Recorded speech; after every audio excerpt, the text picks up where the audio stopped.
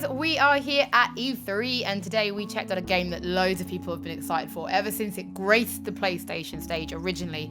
We saw No Man's Sky. Yeah, didn't we just? God, I was so excited to see it. It was incredible. Now, we weren't able to catch up with Sean himself, which is still one of my favourite interviews I've ever done, but we saw loads, and I wrote something like 5 pages of notes, which I've sort of made into a list of things we're going to discuss. Yeah, we went into a secret room and we had about 25 minutes of gameplay. Sean sort of led us through the game for about 25 minutes and went to a few planets, did a few things, and Holly wrote a ton of notes. So people have said in the past that they think that we just get given questions to ask.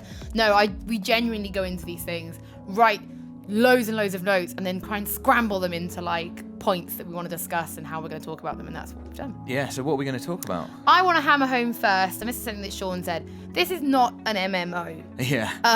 This is very much a single player experience, but resting in the knowledge that you're not alone in the universe. Yeah. Sean said, if you want epic space battles with like 50 of your friends and you want to make a guild, you're not going to be able to.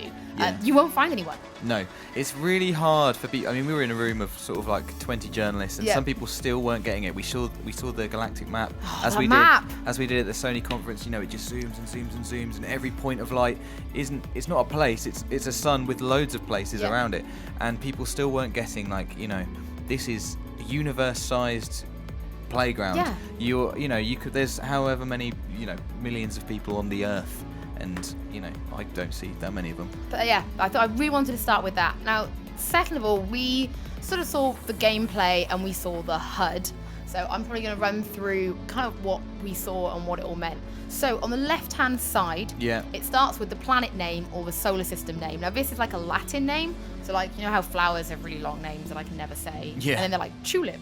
Yeah, exactly. So every planet has a planet name, but when you land on the planet and you go and upload your data to the beacon, that's when you can change your name. So if you're the first person there, you discover it, but you have to go and upload it at a beacon. Exactly. Then you get the chance to give it a name. And I think you can rename other things as well. So if you discovered like a new species of fish, I think you can rename those as well. Yeah, I think so. Yeah, there's going to be lots of rude named fish. There is, and weird symbols. Weird symbols. Moving along then will be your health bar.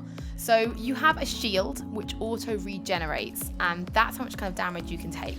Once you lose your shield, there was like 5 boxes. There were 5 on, and I'm not sure if that's going to be the same for every player, or if it felt like it was something that's probably sort of upgradable and changeable. Shield is definitely upgradable. Depending on your suit attributes, you can change. There was lots of slots, and we'll come on to that probably anyway. We will. That is also in my list. And then you had money.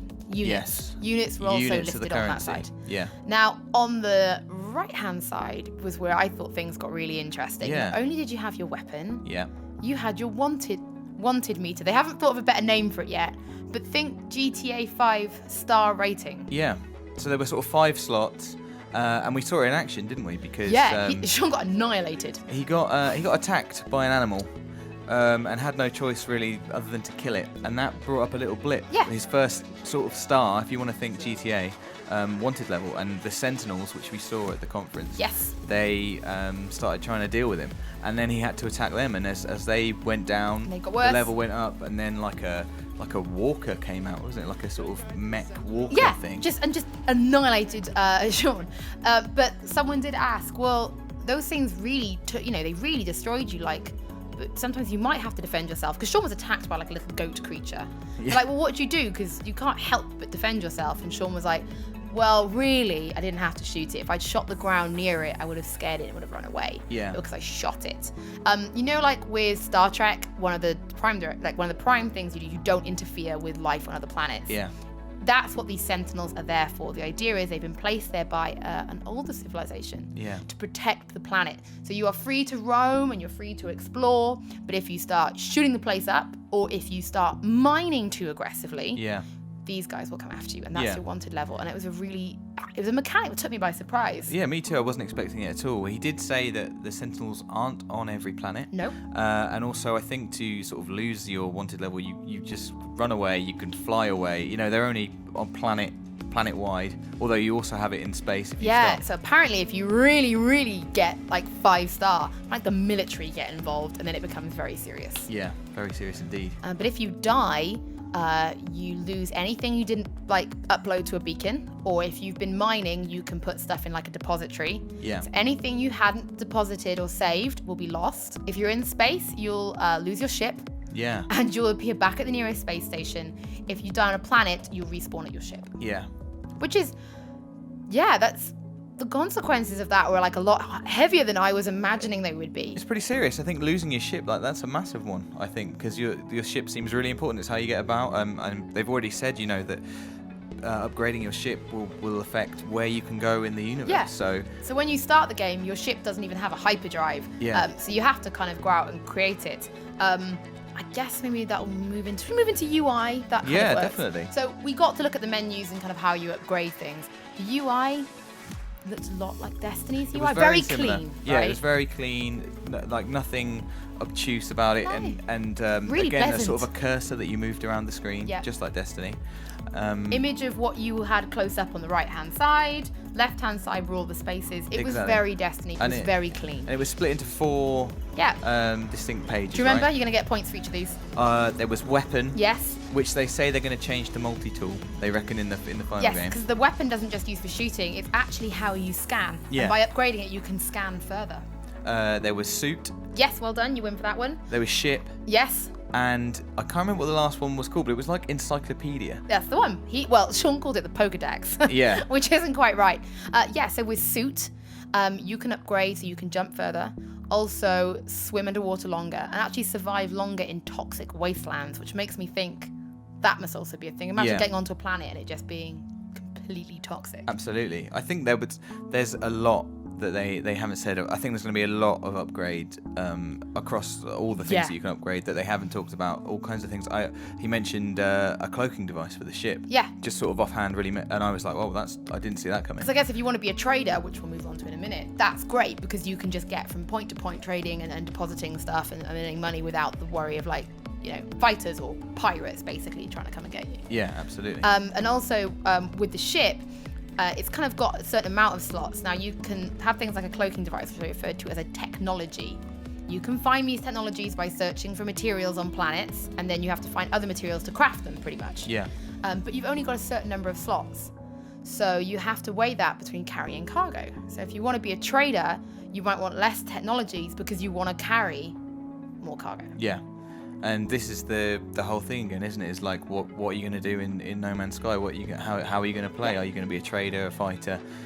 It seems like the options are really incredible, and you're going to be able to really tailor and have to tailor your equipment to how you want to play. Yeah. Now Sean said this as well.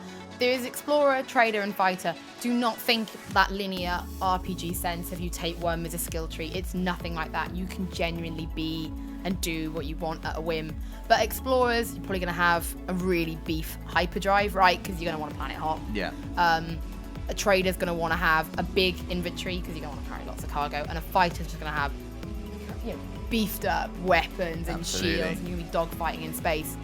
Sean said if you want to, you never ever have to actually land on a planet. Yeah. You can do this whole game, get to the center of the universe, which is the goal, by never ever landing on a planet. He said he couldn't understand anyone who'd want to do that, and neither can I. But I mean, I suppose what he's saying is, you could, if you just become a pirate, you just fly around in space, attacking traders and stuff, stealing their stuff, and then you just go and spend it at space stations, upgrade your stuff, and you just go through the galaxy like that. You can do that. That's insane to never. You'd be missing out, but you could do that. It's just a testament to. But you could. The universe they've built. Like the options are almost limitless. Limitless, yeah. And then I guess someone asked about things being procedurally generated. So when Sean was on one of the planets, he shot a hole through a rock while mining through materials, and someone said, well, if I ever find that planet, will that hole be there? And some things are procedurally generated and some aren't. So if you then later found that planet, no, the hole probably wouldn't be there. Yeah. However, if you went to town on the space station or the trading post on that planet, that will have ramifications for anyone landing there later on. Yeah. So that was quite interesting. They've made decisions about what needs to persist for everybody and what is just important to your game. And a hole in a rock probably isn't, so important. But things that have actually impact, I guess, on the universe. You know, if you destroy you can't trade in that, because there's a trading post, I think, on most planets, and a space station in every solar system. Exactly. And so if one of those is destroyed, which I guess is possible from what Sean was saying, and that's going to persist throughout the universe, that's going to have big ramifications for that part of space. Exactly, especially for anyone who wants to find it later on, because you need fuel to run your hyperdrive. Yeah. Now you can mine fuel. Yeah. But I guess if you've got lots of money, you can just buy it from space stations. But yeah. If there's nothing there, and you run out of fuel for your hyperdrive, and you're gonna have to go down to a planet, and then if you mine, maybe the Sentinels will come after you because you're mining heavily. Exactly. I guess the final thing. Yeah. Someone asked, are there day-night cycles? Yeah. Which sounds really daft, because a mark of every RPG, right, is your day-night cycle. And she said, yes, there is, of course, if you land on the dark side of a planet, it is nighttime. Yeah. But it rotates the same pace and space at time you'd expect. I mean, it's not really a day-night cycle. It is day and night. It's just the planet's rotating. Your planet they've built real planets. If the side of the planet you're on is facing the sun, then it's day. And if you stay on that planet, it will rotate and it will be night. He gave a great example. Yes. He said that they've had some, I guess, with the QA testing, some people have reported this bug where they'd come from a space station, they'd go and land down on a planet, and they'd stay there for a while, and then they'd fly back up, and the space station had gone, and they're like, oh, there's a bug, the space station's gone, but it hadn't gone. It's just the planet had rotated, and they'd come up at a different part of space. Like, they've just built a universe. It's ridiculous. Yeah, because that really sums that up. That's what No Man's Sky is. It was a living, breathing universe, and the planet was rotating on its axes, and things were moving and changing from up in space. I'm blown away by what Hello Games have managed to kind of create. I mean, for me, I look at it, I'm like, I just want to explore.